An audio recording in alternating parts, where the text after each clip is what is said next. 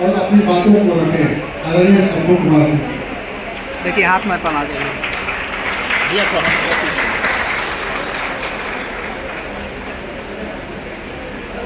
सब लोगों को जय भीम, जय संविधान। आजकल संविधान न मानने वाले लोग भी संविधान की चर्चा कर रहे हैं, तो जय भीम के साथ जय संविधान आकर जोड़िए। मंच पर देश के सबसे युवा और मेहनत कश नेता, member of parliament, Bahujan Samaj party के नेशनल कोऑर्डिनेटर कामजी गौतम साहब, बिहार के प्रभारी वेदांकर साहब और तमाम जो नेता हमारे सीनियर और बिहार के भविष्य के मुख्यमंत्री अनिल चौधरी जी, बिहार प्रदेश के अध्यक्ष शंकर महतो, जिनकी वजह से मैं चुनाव भी लड़ पाया और जिनकी वजह से मैं यहाँ कार्यक्रम में भी हूँ, उनका विशेष आशीर्वाद प्राप्त है। और तमाम बसपा के प्रभारी, बहुत लोग का मैं नाम नहीं जानता हूँ, उनके लिए माफ़ी चाहता हूँ, लेकिन वो तमाम नेता मैं जानता हूँ कि बीएसपी में काम करना मतलब अपने घर से खर्च करना, अपनी कमाई को लगाना, तो इसका एक अलग सम्मान है। और मैं बीएसपी का इसलिए सम्मान करता हूँ कि आज जो लोग संविधान का तमाम पार्टियां रोना रो रही है और संविधान के नाम पर वोट मांग रहे हैं, तो मैं उनको कहता हूँ कि बीएसपी एक 24 कैरेट गोल्ड संविधानवादी पार्टी है। और वो बात मैं इसलिए कहता हूँ कि देश में तमाम पार्टियां बनी चली, जब मान्यवर साहब को मौका मिला और बीएसपी सुप्रीमो मायावती जी को मौका मिला पार्टी बनाने का, तो उन्होंने आज तक बीएसपी का मैनिफेस्टो नहीं आता। उनका कहना है कि हमारा मैनिफेस्टो संविधान है और हम संविधान को लागू करेंगे अगर हम सत्ता में आते हैं तो। और जब जब बीएसपी सत्ता में आई है उसने संविधान को लागू किया है, और जब संविधान लागू होता है तो इस देश के तमाम शोषित, वंचित और जो अमीर गरीब सब है उनको उनका अधिकार मिलता है। तो कोई आज के समय में एक बड़ा ड्रामा चल रहा है, क्योंकि मैं मीडिया में भी हूँ, पत्रकार हूँ, तो जब भी आप लोगों को कोई कहे ना, हमको भी कहता है कि बीजेपी की बी टीम है बीएसपी या किसी और की बी टीम है, तो उसको कहिए कि मान लीजिए बीएसपी बी टीम है, लेकिन बाकी दल तो कांग्रेस का क्लोन है। क्लोन मतलब समझते हैं, डुप्लीकेट। जैसे बी टीम तो हो सकता है ए है बी है, लेकिन बाकी जो दल है वो 7 साल राज करने वाली कांग्रेस की क्लोन है, बी टीम है, फोटोकॉपी है। तो बताइए असली संविधानवादी पार्टी और 24 कैरेट गोल्ड कौन पार्टी है? बीएसपी है। और मैं ये बात इसलिए कह रहा हूँ, कुछ लोग कह रहे हो कि आज छत्रपति साहू जी महाराज की जयंती है तो उस पर बात होनी चाहिए। आप सोचिए, आप कल्पना कीजिए, मैं ज्यादा पीछे नहीं ले जाऊंगा, थोड़ा सा पीछे जाइए। आप कल्पना कीजिए कि अगर मान्यवर कांशीराम साहब नौकरी छोड़ के और सार्वजनिक जीवन में, सोशल लाइफ में, पब्लिक मूवमेंट में नहीं आते, तो बाबा साहेब को तो दिल्ली में परिनिर्वाण के बाद दफन भी नहीं होने दिया गया था, बॉम्बे भेजा गया और उसके बाद मिट्टी डाल दी गई थी। लेकिन ये चोरी नहीं थी। थोड़ा सा फ्लैशबैक ले चलूंगा आपको। आप सोचिए, कल्पना कीजिए, आप सब पढ़े लिखे लोग हैं, मैं थोड़ी सी बातें 5 मिनट और लूंगा। तथागत बुद्ध, सम्राट अशोक, साहू जी महाराज के पहले की बात बता रहा हूं। तमाम जो बहुजन महाराजा थे, राजा थे, जब भारत सोने की चिड़िया थी, जब भारत ज्ञान का केंद्र था, विश्व का केंद्र था, और जब बुद्ध विश्वगुरु थे, उनको मनुवादी ताकतों ने दफन कर दिया, इतिहास को मिटा दिया। संयोग से कुछ लोग आए, उन्होंने उस इतिहास को खोजा और उसी दौर में बाबा साहब ने उसको लिखा। तो बाबा साहब ने तथागत बुद्ध को, कबीर साहब को और संतों के संत श्री रविदास महाराज को जीवंत किया। और बाबा साहब फूले साहब के काम को जीवंत किया, जैसे फूले साहब ने छत्रपति साहू जी महाराज और उनके जो वंशज थे शिवाजी महाराज के इतिहास को जिंदा किया। लेकिन बीच में आजादी के बाद आप देखेंगे तो बाबा साहब का परिनिर्वाण हो जाता है और सारा इतिहास खत्म हो रहा था, राजनीति खत्म हो रही थी और माननीय कांशीराम साहब ने सबको जीवंत किया और घर घर गए। और हमें तब पता चला कि हम कुर्मी हो, कुशवाहा हो, यादव हो, हमारे पुरखे राजा थे। फिर लड़ाई सिंह यादव को किसने जिंदा किया? छत्रपति साहू जी महाराज के इतिहास को किसने जिंदा किया? तो इन तमाम महापुरुषों को जो उस समय के शूद्र और छूट कहे गए, जो संविधान के हिसाब से SC, ST, OBC और अल्पसंख्यक हैं, चाहे वो फातिमा शेख हो, चाहे ज्योतिबा फुले हो, इन सबको माननीय कांशीराम साहब ने जिंदा किया। और इसलिए हम लोग का दावा है कि BSP जो है वो 24 कैरेट गोल्ड की पार्टी है। लेकिन सवाल है कि आज 24 कैरेट गोल्ड की पार्टी है। मायावती जी जब मुख्यमंत्री बनी तो उन्होंने ज्योतिबा फुले इंटर कॉलेज बनाए, अस्पताल बनाए, स्कूल बनाए, माननीय कांशीराम साहब हॉस्पिटल बनवाया, महापुरुषों के नाम पर जिला का नाम रखा और लखनऊ और नोएडा का बहुजन स्मारक पार्क तो किसी छुपा हुआ नहीं है। तो ये सब क्या था? ये सब साहू जी महाराज, छत्रपति महाराज को जिंदा करने की बात थी। आज हम लोग को फिर से जातियों में बांट दिया गया और बहुजन नहीं बन पा रहे हैं। आप कल्पना कीजिए कि मायावती जी एक बार फुल फ्लेज मुख्यमंत्री नहीं बनती तो क्या साहू जी महाराज के नाम पर जिला होता और आदमकद मूर्तियां लगती? और उसको भी कुछ लोगों ने खत्म कर दिया। तो मैं फिर कह रहा हूं कि देश में बहुजन महापुरुषों का अगर कोई मान सम्मान किया है, कर रहा है और आगे करेगा तो वो 24 कैरेट गोल्ड संविधानवादी पार्टी BSP ही करेगी। और मैं फिर कह रहा हूं, जब तक आपकी सत्ता नहीं होगी तब तक ये सब संभव नहीं है।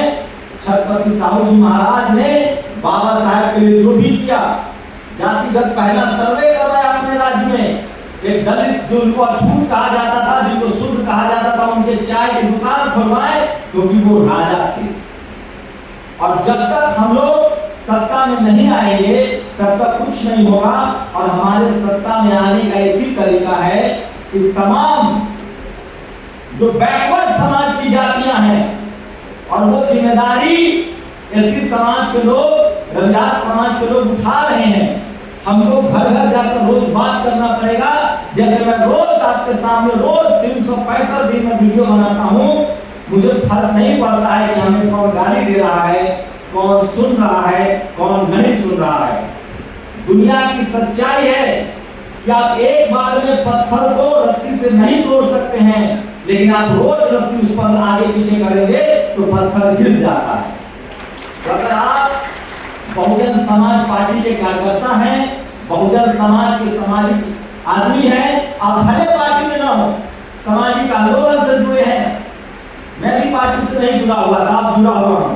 पहले मैं पत्रकार था, अभी भी पत्रकार हूं, वो लोग मेरा क्या। लेकिन सवाल है कि देश के 90% लोगों को साहू जी महाराज के भारत का सपना तभी पूरा होगा, साहू जी महाराज का सपना तभी पूरा होगा जब जाति जनगणना होगी और तमाम 90% लोग, आप लोग कल्पना कीजिए, जिन लोगों ने हमको जातियों में बांटा था, आज भी हम कुर्मी, कुशवाहा, यादव में बटे हुए हैं और OBC जब तक नहीं बनेंगे। आप सोचिए, नया नया सर्वे आया है कि 90 लोगों के पास, मान लीजिए देश की कुल आबादी 100 है तो 90 लोगों के पास सिर्फ 10 रोटी है खाने के लिए। अब उसमें वो क्या खाएगा, क्या बचाएगा, क्या पढ़ाएगा लिखाएगा, और 10 लोगों के पास 90 रोटी है। लेकिन मैं फिर कह रहा हूं, इस देश में जितने दल हैं, जितने सामाजिक कार्यकर्ता हैं, राजनीतिक दल है, उनको 24 कैरेट गोल्ड BSP को चुनना पड़ेगा।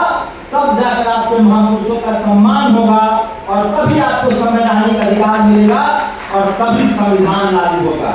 और सोचिए, अगर BSP नहीं होती और BSP का खौफ नहीं होता और BSP का डर नहीं होता कि BSP जब चुनाव लड़ती है तो सबको संविधान की बात करनी पड़ती है। और आज मैं रिकॉर्ड देख रहा हूं, साहू जी महाराज पर सोशल मीडिया पर लिख रहे हैं लोग, बहुजन समाज के कार्यकर्ता लिख रहे हैं और बहुजन आंदोलनकारी लिख रहे हैं। और एक बात तो गांठ बांध लीजिए, इस देश में पिछले बाबा साहब के परिनिर्वाण के बाद अगर सामाजिक आंदोलन किसी पार्टी ने चलाया है, किसी नेता ने चलाया है, किसी दल ने चलाया है, तो मानव कांशीराम साहब, मायावती जी और बीएसपी ने चलाया है, बीएस4 ने चलाया है और कांग्रेस ने चलाया है। और आज भी कई हमारे साथी हैं बीएसपी के, वो भी आजकल दबी छुपी जबान में बोलते हैं। मैं तो खुला बोलूंगा कि जब तक बीएसपी सत्ता में नहीं आएगी, इस देश के 90% बहुजनों को अधिकार नहीं मिलने वाला है। गांठ बांध लीजिए। एक पत्रकार के तौर पे 25 साल से मैं भी सत्ता को, राजनीति को देख रहा हूं,